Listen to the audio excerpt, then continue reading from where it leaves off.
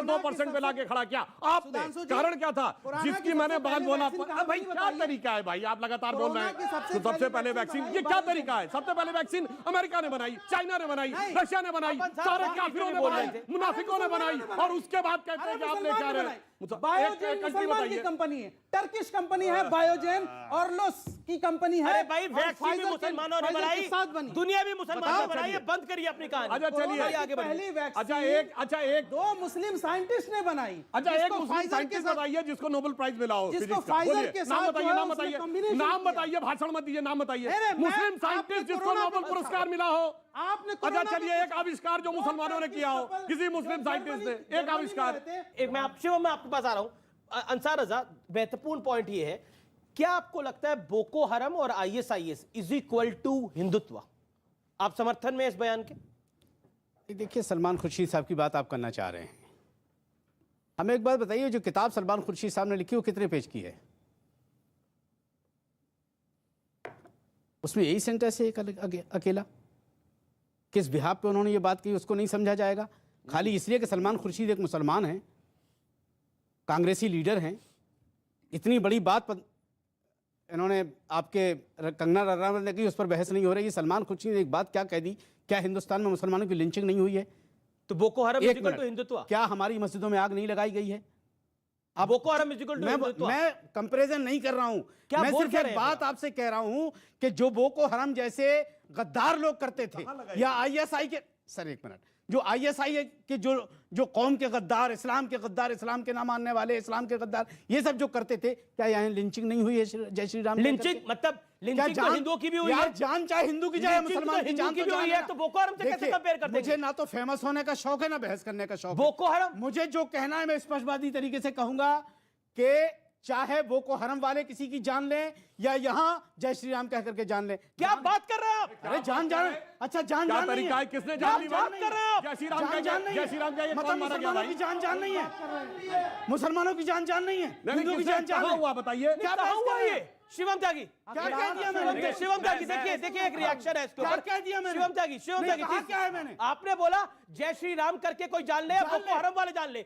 किसने जय श्री राम करके गर्दन उड़ा दी किसी की? किसने जय श्री राम करके बम फोड़ दिया? में लिंचिंग नहीं हुई। शिवम त्यागी बोको हरम और आईएसआईएस को पहले थोड़ा सा समझ लेते हैं। बोको हरम का काम क्या है, सुन लीजिए ना। समझे वो जिन्हें बोको हरम का मतलब हो। सरकार एक करके आप 20 सेकंड बोल लीजिए फिर शिवम त्यागी। बोको हरम को वो समझे जिसे उससे मतलब हो, आईएसआईएस को वो समझे जिसे उससे मतलब हो। हमें अपने मुल्क से मतलब है, मैं एक भारतीय हूं, एक हिंदुस्तानी हूं। अगर हमारे हिंदुस्तान में कुछ सुनिएगा इत्मीनान से, पूरी दुनिया में पेरिस से लेके, बर्लिन से लेके, पाकिस्तान से लेके, अफगानिस्तान से लेके, इस्लामाबाद से लेके और दिल्ली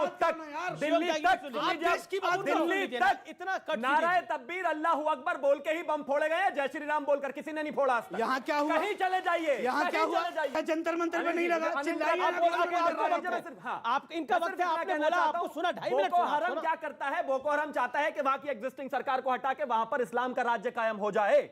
इनके हिसाब से भारतीय जनता पार्टी की सरकार हिंदुत्व की सरकार है, ये कहते हैं ना दिन रात। अगर बोको हरम जैसे जय श्री राम वाले होते तो अभी तक ये देश हिंदू राष्ट्र बन गया होता, बना नहीं है। सब रह रहे हैं यहां पर ना, आप भी बड़ी शालीनता से रह रहे हैं। अब आगे आते हैं, इन्होंने लगातार इतना मानसिक, ये डॉक्टर है, एक लॉ एंड ऑर्डर की प्रॉब्लम को लिंचिंग में इन्हें मुसलमान तो दिख गया, लेकिन इन्हें ध्रुवराज त्यागी नहीं दिखा, अंकित शर्मा जिसको 51 चाकू लगे वो नहीं दिखा, नथालाल नहीं दिखा, लेकिन मुसलमान दिखा इन्हें। ये लिंचिंग की प्रॉब्लम को, वहां जो मास एग्जीक्यूशन 1-1 लाख लोगों को पीस करके काट दिया, उससे बराबरी कर रहे हैं। और अंत में एक चीज और कहना चाहता हूं,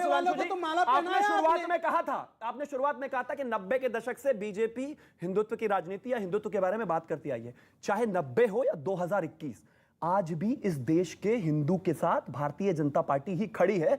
और ये इस देश के हिंदू को समझ लेना चाहिए कि जब जब हिंदू बटेगा तब तब कटेगा। ये जो टेम्परेरी हिंदू है ना, मैं बता रहा हूं आपको, एक चीज बताइए, ये बात एक चीज बताइए, कार सेवकों को मारना एक बात है, अब रुक जाइए, कार सेवकों को मारना एक बात है, लेकिन उसी बात को रैलियों में जाकर मुलायम सिंह यादव ने 2014 में अपर्णा यादव की रैली, अपनी बहू की रैली में जाकर क्या कहा कि मैंने आपके लिए, यानी कि मुसलमानों के लिए, आपके लिए कार इससे ज्यादा सेवकों क्या को कर हिंदुओं सकता को मरवा तक दिया, गोलियां तक मरवा दी, मैं और क्या कर सकता था? और इससे ज्यादा क्या चाहिए भाई? हमारे देश के मैं नेता सबसे बोले पहले भी दो बातें। और हम उसको यहाँ टीवी पे खड़े होकर भी ना बोले, क्यों ना बोले? अमीश जी। हम बोलेंगे ये फर्जी हिंदू अब है। एक मिनट, और एक सुनिए, ये- अच्छा ठीक है, हिंदू मैं और फर्जी सुधांशु हिंदू आपको में बता यही रहा हूं, फर्क है। मौलाना अंसार रजा के बाद मुझे जाना है। देखिए मौलाना अंसार रजा, आपने एक कंट्रोवर्शियल स्टेटमेंट दी, और वो कंट्रोवर्शियल स्टेटमेंट क्यों दी मैं उसका कारण आपको बता रहा हूं, इत्मीनान से सुन लीजिए, कोई बीच में नहीं बोलेगा। आपने बोला जैसे बोको हरम है वैसा ही यहां पर जय श्री राम बोलकर लोगों को अगर काटा जा रहा है। बोको हरम क्या कुछ करता है, आईएसआईएस क्या कुछ करता है, ये आपको मैं बताऊं या आप जानते हैं? हम जानते हैं। आप जानते हैं।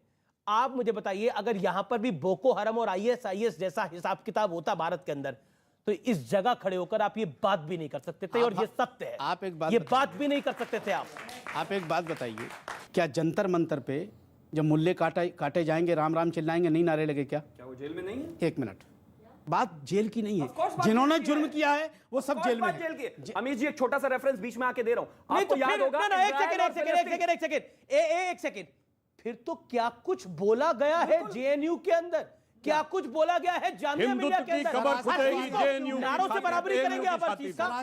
बोलिए आप। जिन्होंने जेएनयू में नारे लगाए हाँ। वो आजाद क्यों हैं? तो जेल में है ना, क्योंकि फिर बात खत्म हो गई ना। तो फिर जो बात खत्म हो गई जिन्होंने ना। इसके नारे लगाए वो जेल में है ना। दूसरा आप कंट्रोवर्शियल की बात करते हैं, इन्होंने इतनी बड़ी बात की, आपने कोई ऑब्जेक्शन नहीं किया? अगर हम बोल देते तो क्या आप क्या objection- क्या मैं कि जब साबित हिंदू कर दूंगा काटेंगे, 10 से, इन्होंने हाँ, जब बिल्कुल बोला है, है, दे दीजिए। इन्होंने बोला है कि हिंदू मैं दे बटेगा रहा तो हूं। कटेगा। जवाब दे इन्होंने दे बोला आपने ऑब्जेक्शन नहीं किया इस बात पे? जवाब एग्जाम्पल एक मिनट सर, मैं आपसे सवाल नहीं कर रहा हूँ। सवाल तो उन्हीं से है ना। नहीं सही नहीं, है हम ना आपसे सवाल। पूछ रहे हैं, क्योंकि आप तो हर मुसलमान की बात पे ऑब्जेक्शन कर देते हैं ना, आप इनकी बात पे क्यों ऑब्जेक्शन नहीं, नहीं आप किया अपने आपने? आप को सिर्फ मुसलमान क्यों समझ रहे हो? मैं देश के हिंदुस्तानी नागरिक तो मुसलमान है हूं। नहीं, क्योंकि मैं अभी तो हिंदुस्तानी आप कह रहे थे मुसलमान हूं। भारतवासी, मैं हर हिंदुस्तानी मुसलमान की बात मुसलमान पे। हूं। आपने क्यों ऑब्जेक्शन नहीं किया? मैं एक क्यों सेकंड, आपने एक ऑब्जेक्शन नहीं किया इस द्विवेदी बात का पे? रिएक्शन जहां बटेगा वहां कटेगा वाली बात पे नहीं, इनको नहीं, आपत्ति थी। जी, जी। इन्होंने पहले नारे की बात कह दी, वो कितनी खतरनाक बात थी। मैं दोनों बातों का उत्तर देता हूं। जनाब, अभी आपने काबुल का दृश्य देखा, 50 और 60 के दशक में 1/3 हिंदू अरे यार, और सिख अपने था। मुल्क की बात अरे कर भाई, रहे हैं, पूरी कहाँ बात आप लोग सुनिए ना। फैसला बोको हरम अपने मुल्क में है, तो हम तो क्या ISI करें?